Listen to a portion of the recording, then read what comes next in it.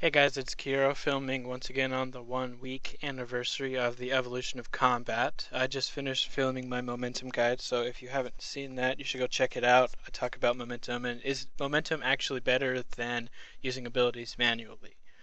In this guide, I'm going to talk about Dungeoneering. So, just to detail some of the changes that's happened and the proper setup now to approaching Dungeoneering. I'm going to do it in two parts. The first part will be your binds, and the second part will be the ability bar, because I think that's the newest change is this ability bar down here. Okay, so for bind setup, and before the evolution of combat, most people bound a melee weapon and then a ranged stance, which would either be Hex Hunter Bow or a Surge Box, and that was effective to clear every Guardian Door and basically every boss. Now, the difference in EOC is that monsters are not really weak to anything except for abilities, and every monster is weak to every ability. It's kind of sad how fast you can kill monsters now, so you don't really need to hybrid stance most of the time. So you're going to rely on one stance, and it's usually going to be melee just because everyone is used to it. But if, say, you're like 70 attack, 70 strength, and 99 magic, you'll probably want to consider using magic as your primary stance. That being said, there's two occult bosses which need a different stance usually. The first one is Runebound Behemoth. You're going to want to attack Runebound Behemoth with two different stances, which is why I have a maul here and a staff here, so I can do melee and magic, because you can only attack him with one type at a time and you have to switch between the two. Another reason to have a ranged type stance is for Necrolord, who you cannot melee at all, so I've got magic for him. Magic is just as effective as ranged on any boss, so I chose magic because my magic level is 90, but my ranged is 68, so it's much better for me to use magic. So that's about it. Your first bind should be your primary weapon, which in this case is a maul for me. You're going to want for melee to use any two-handed weapon, maul, spear, or two-handed sword. I chose a maul because I can use Gorgonite maul, but I can only use Catagon spear. But if you were the same, like if you were 80 and 80, I recommend actually using a two-handed sword or a spear instead of a maul. The reason for that is because mages and mercenary leaders are first of all strong to melee in general, but they're extra strong to crush. So it's best to attack them with slash or stab. And otherwise, like, I actually had a harder time killing a tier 11 mage on this account than I did on any of the bosses. It was the only time I've died in like 40 dungeons so far was trying to kill a tier 11 mage with my maul. So I'm trying to train up attack so I can switch it to a 2H. Another exception to that is bind a maul if you are below 105 Dungeoneering and maxed combat. The reason for that is you cannot unlock Primal Spear until 105, and you can't unlock a Primal 2H until 113, but you can get a maul at like level 35 or something. So get a maul if you are a maxed account below 105. If you're 105, get a spear, and if you're 113, you can choose between the spear and the 2H. That's about it for binds. Another thing to note is if you get a blood necklace, use it as your third or your fourth bind. It helps a lot. If you get a seeker charm, it's better than armor for magic and ranged. And if you get a Doomcore staff, it's the best staff for you to use. It's an Omni Elemental staff. Which is like any of the wooden staffs are Omni Elemental, but Doomcore has a damage multiplier. Now onto the ability bar, because that I think is the biggest change, obviously. What you should have, because like I said, do one primary setup and then have like a one-click up to your normal combat setup for your secondary stance. So my primary setup is melee, and I have all of these melee abilities on it. You're going to want to have one of your first abilities as a damage over time. I call them bleeding effects. So I have Dismember as my first ability, and so that's the first thing I do on a monster when I get to a Guardian Doors. I'll hit it with that, and it'll do a bunch of damage over 6 seconds. And that'll leave me 6 seconds and the 30-second cooldown to switch between these three. Slice, which is an instant attack, Sever, which is an instant attack with a pretty high multiplier, and cleave, which is an area of effect instant attack. And I'll just combo between these three, and when they're all in a cooldown, I'll switch to this combo attack, which does pretty high damage over 6 seconds. You can't attack during it, otherwise it interrupts it. So during those 6 seconds, this 3-second cooldown has now returned. I can use it again and start all over. So that's it. Those are the normal basic abilities. I've got 2 thresholds, Hurricane, which is a good AoE attack if you're surrounded, and I've got Slaughter, which is a really good damage per second attack. It's another bleeding type ability, so you hit it once and it takes 10 seconds for it to do that full damage, but you can actually get more damage out of it if you hit him with Slaughter and then back up.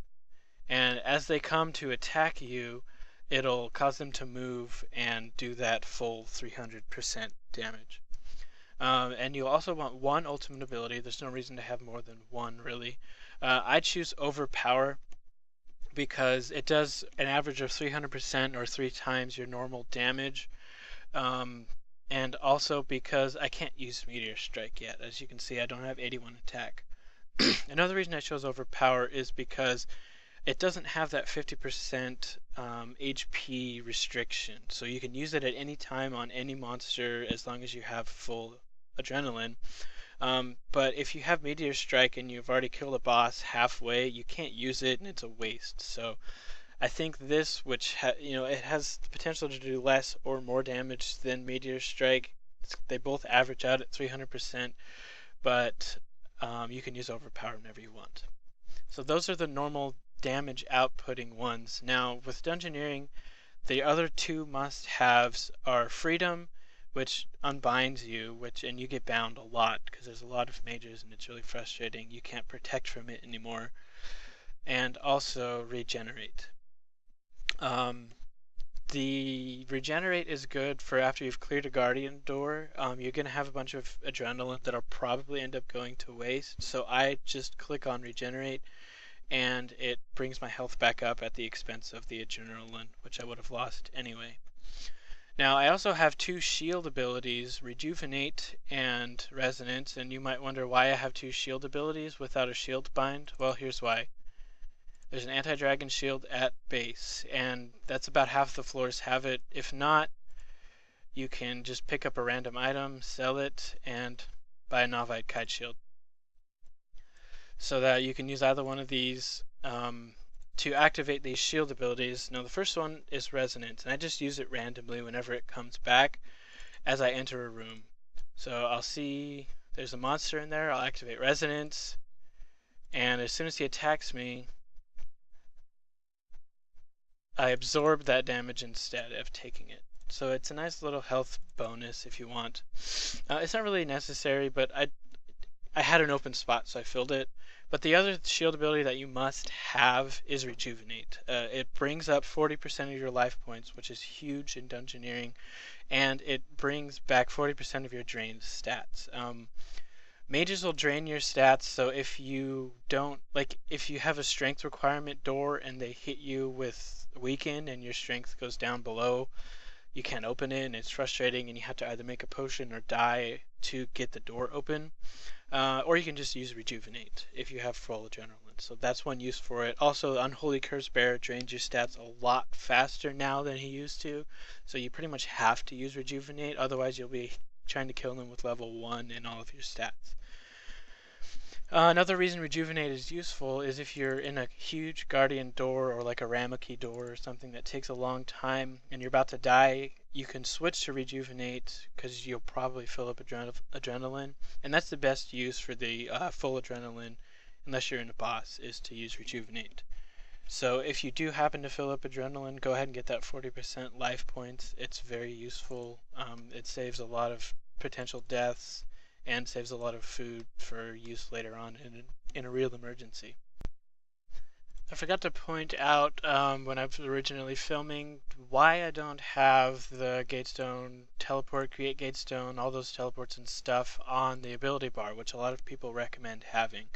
The reason for that is because I like having all of these here. I think that I get use out of every single one of these, and I would lose time in a dungeon removing them.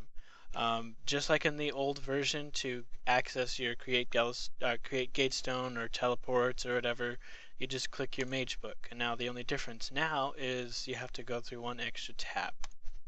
And there they are. So now I can create my gatestone and drop it if I need to.